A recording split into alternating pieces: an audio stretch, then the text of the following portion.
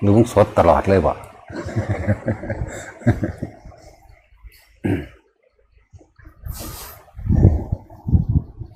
ถือว่าการละกิเลสการละตัณหาการละความอยากการละความรู้สึกคืออุปทานนั่นแหละท่านหรือบ่ท่านถ้าเฮาเข้าใจว่างจิตเป็นคำว่าสมาธินี่แปลว่าจิตตั้งมั่นเฮาสิเอามาตั้งไว้กับลมหายใจก็ได้เฮาสิเอาไปตั้งไว้ระหว่างจุดศูนย์กลางระหว่างอุณโลมก็ได้เรียกว่าจิตตั้งมั่นในความสงบอันเป็นอุเบกขาเวลาใดที่เฮาตั้งใจปุ๊บเข้ามาลมหายใจเข้าหายใจออกที่เอิ้นว่าสงบแล้วคือมันคำว่าสงบคือบ่คิดเด้บ่คิดถึงบุคคลสัตว์สิ่งของเรื่องเล่าต่างๆอันเป็นอดีตนะบ่คิดถึงสิ่งใดสิ่งหนึ่งเลยที่นี่ที่พวกเข้าที่ผู้อ่อนเริ่มมีจิตตั้งมั่นเริ่มเป็นสมาธิแล้วเนี่ยส่วนมากสิบ่ผ่านสภาวะหรือปรากฏการณ์สภาวะปรากฏการณ์ในระหว่างสิ่งที่มันแทรกซ้อนเข้ามาที่เป็นว่าอุปจารสมาธิไม่ต้องไปสงสัยอย่างมันอย่าไปสงสัยหาว่าเกิดยังขึ้นเป็นอย่างคืออย่างมีผลอย่างใดและเสียจังใดต่อไปอีกนี่จริงๆมันบ่ได้เป็นละอย่างเด้มันมีแค่ให้เฮารู้สึกโตอยู่ซื่อโดยว่าแต่มีความคิดเข้าไปพามันแต่ปรากฏการหนังกระตุกเนื้อกระตุกหรือบางที่เสียบคล้ายๆกับเข็มกิ่มทั้งในเดียดตามแขนตามขาตามสันหลังหรือแล้วแต่จุดมันจะเป็นไปหน้าตึงหน้าชา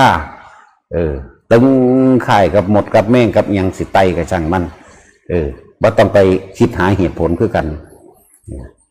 ต่อมาสภาวะหรือปรากฏการณ์อื่นๆเกิดขึ้นมีแสงพุ่งมาแต่ไกลๆพุ่งก็มีที่แรกน้อยแล้วค่อยพอพุ่งใหญ่เข้ามาคว้าจังสิถึงแม้ว่าเฮาการตกใจกับนี่เป็นธรรมดาบางทีมันโยกตัวลบพับจังสิกับนี่นะแต่จะคิดต่อด้วยว่ามันเกิดยังขึ้นนี่วิธีการโดยไม่ได้ไปแก้อย่างเด้อย่าคิดต่อว่านั่นคืออย่างสาเหตุเกิดขึ้นจากอย่างเจ้ากรรมในเวรหรืออย่างก็แล้วแต่จะไปสนใจตัวนั้นรีบกลับเข้ามาลมหายใจเป็นอันดับตัวแรกเลยรีบกลับเข้ามาตกใจโอ๊ะกระช่างมันกลับมาลดปั๊บหลดยาคิดมันจะคิดในการคิดจากว่านี่บางที่แสงยูซื่อๆกับเป็นคือเปิดไฟอยู่ในผากหน้าผากเข้านี่ไหมเปิดไฟพึบซองเข้ามาในนี่ไหมเป็นคือเปิดไฟซองเข้ามาในนี่บางที่คนที่รับตามันสิมื่นตาเบิงนี่คือบ่พานจากบ่ละจิตบ่ตั้งมั่นแล้วออกจากสมาธิแล้วออกจากความตั้งมั่นในความสงบแล้วเพราะบ่สงบแล้วเพราะว่าหยังมันคิดเนี่ยมันคือไฟส่องลงมาจังสีเด้น้อยนี่ละไม่ใช่น้อยยุ่นหน้าผาก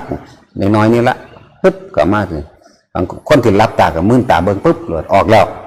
ออกจากความสงบแล้วออกจากสมาธิแล้วบางที่แสงสว่างอันใดอันหนึ่งสีใดก็แล้วแต่มันดับที่อยู่ห่างๆว่าเท่าหนึ่งที่แดดน้อยบางที่วาบขึ้นเลยจังสิคนพอไม่ก็สิตกใจเป็นธรรมดานั่น2 เสือ 3 เสือ 10 เสือก็ตกใจเป็นธรรมดาตื่นแต่ว่าอย่าไปคิดหาเด้ออย่าไปคิดหาเหตุผลเด้อรีบกลับคำว่าลมปุ๊บเลยนี่ให้มันชินกับการที่ว่าเป็นคนบ่เรื่องมากเป็นคนบ่คิดมากซะทิม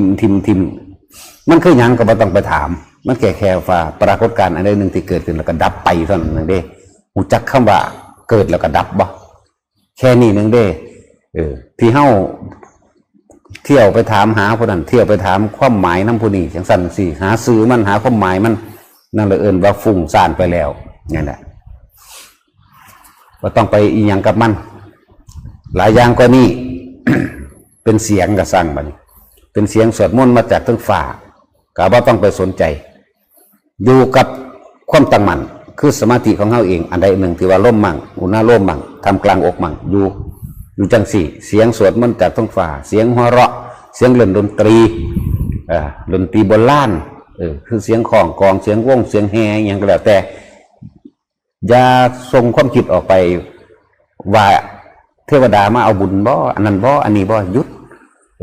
ท ถึงแม้ว่ามันสิไปแล้วปุ๊บรีบดึงกลับขึ้นมาทันทีเลยคือความคิดน่ะนะมันไปอันนี้ก็สร้างที่เกิดความคิดไปสงสัยอยู่นี่นะเรียกว่าตั้งมั่นทั้งเบิดนั่นแหละสมาธิที่ตั้งมั่นโดยเขาเอาฐานที่ตั้งมาล่องไว้อันหนึ่งคือล่มมั่งคือหน้าล่มมั่งคือความอิ่มเอิบในทำการอกมั่งเนี่ยแล้วก็ หลายอย่างก็นั่นบางที่เป็นคือแผ่นดินสะเทือนเด้มันเป็นครึ่งเลยเด้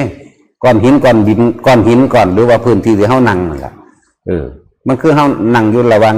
เถียงหน้าหน่อยอันหนึ่งหรือเตียงอันหนึ่งแบบคือมีคนมาเขย่ามันนี่นะครึ่งครั้งกันเลยอันนี้ก็ว่าต้องไปคิดหาเหตุผลพยายามทำความดูในจุดที่เขาตั้งไว้นั่นแหละเขาเอาความสงบตัวใดมายึดไว้อารมณ์มาเอานั่นไว้ดูจังสั่นนี่มันหลายอย่างก็อย่างนี้เด้พวกยุน้ำธรรมพวกยุน้ำผาพวกยุหนาก้อนหินยังก็แล้วแต่มันจะเป็นสั้นคือลึกเลยจังสิก็มีว่าเบิร์ดดอกความมันเคยเกิดมาหลายแล้วเพราะว่าเขาบริเวณหาก็เหตุแค่นี้เยอะแยะเสียงสะบัดคือสะบัดศาสตร์สะบัดอันผ่าอย่างควักคากแห้งๆปึ๊ดแห้งๆสิกระสั่งเขาก็บ่ต้องไปสนใจตัวนี้ถึงมันสิตื่นเต้นตกใจกับบีบเข้ามาล้มนี่ฐานที่ตั้งของเฮาในการรองรับสมาธิคือจิตตั้งมั่นทั้งเบิดอาศัยลมกายเวทนาจิตอยู่ในกายนี่แหละมากที่สุดคำว่าสภาวะต่างๆที่เกิดขึ้นหรือปรากฏการณ์ต่างๆขึ้นนั่นเดี๋ยวเอิ้นว่าธรรมพอดีสิ่งทั้งหลายทั้งปวง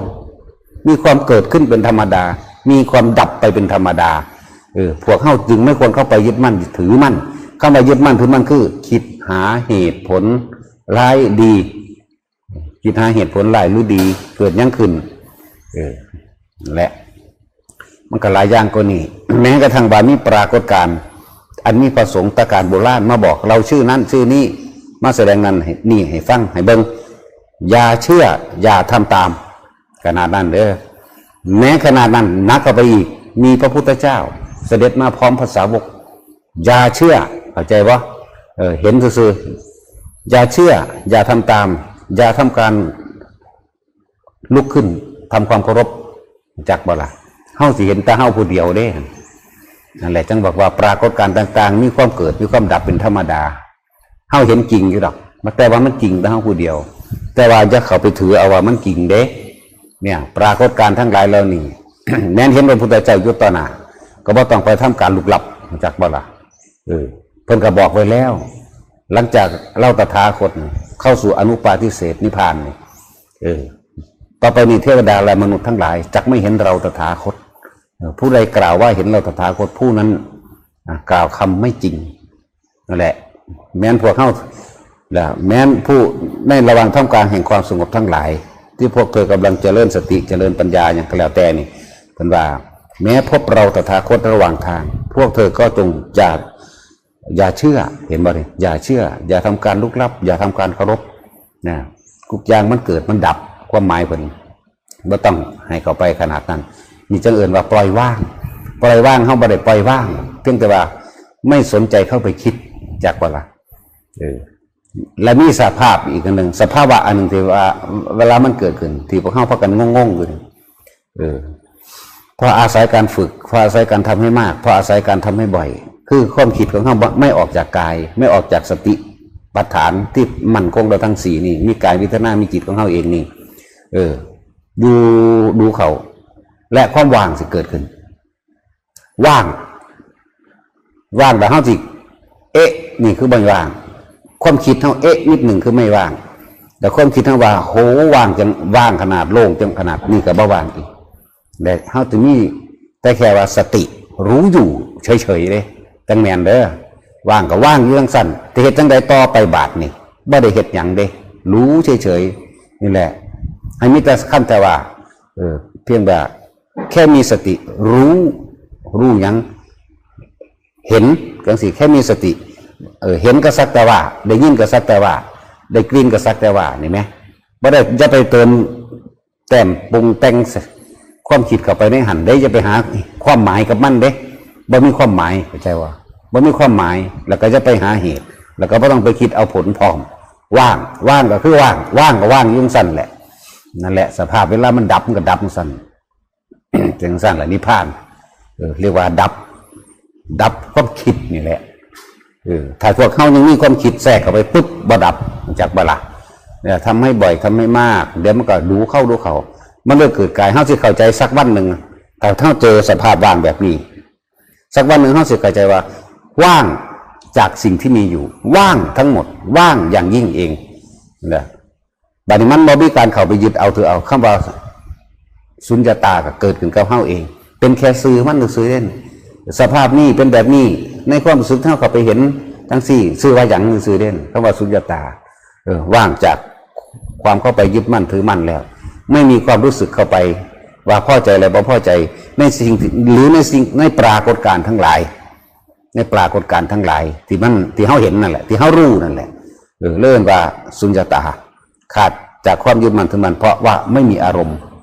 ไม่มีความพอใจและไม่พอใจไม่มีอารมณ์ใดๆที่เข้าไปเกิดขึ้นในนั้นเพราะไม่มีการคิดถ้าไม่มีการคิดแต่ก็จบหลักจากบ้าละ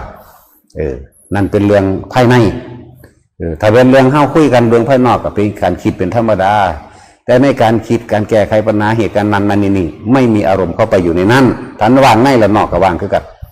นอกก็เขาเห็นกันเดี๋ยวนี้เราการคุยกันเพียงปังอยู่เดี๋ยวนี้ถ้ามันวางข้างในเราทุกอย่างวางหมดมันยังแต่สิ่งนี้มีสิ่งนี้จึงมีสิ่งนี้ควรสิ่งนี้บ่ควรคือเองลักษณะนั้นอะไรจังว่าจับจุดเอา คือบางคนว่าเมื่อตัวอย่างอีกอันนึงที่พระเจ้าอุเทนใส่ลูกธนูอาบยาพิษยิ่งพระนางสามาวดีแต่โมพระนางสามาวดีทำจิตให้ตั้งมั่นเห็นบ่เข้าสู่สมาธิแล้วแผ่เมตตาไปยังพระเจ้าอุเทนตลอดทั้งบริวารไม่มีความโกรธเกิดขึ้นนี่เป็นคำว่าไม่มีความโกรธเกิดขึ้นมันบ่คิดเด้เมื่อเพิ่นบางองค์เพิ่นก็เอาเขาอยู่ในลมหายใจแล้วก็แผ่คำว่าขอท่านผู้นี้จงเป็นสุขเถิดขอท่านผู้นี้อย่าได้มีความทุกข์ร้อนกังวลใจใดๆเลยนี่คือความคิดพระเจ้าส่งกระแสไปส่งความคิดไปในขณะพวกนั่งสมาธิบางคนบางองค์เพิ่นก็เอาไว้ระหว่างกลางหน้าผากจุดอุณาโลมบางองค์เพิ่นก็เกิดความโล่งความอยู่ในระหว่างทำกลางอกแล้วเพิ่นส่งความคิดเข้าไปเลื่อนแผ่เมตตาจับจุดเอาให้ดีเด้อ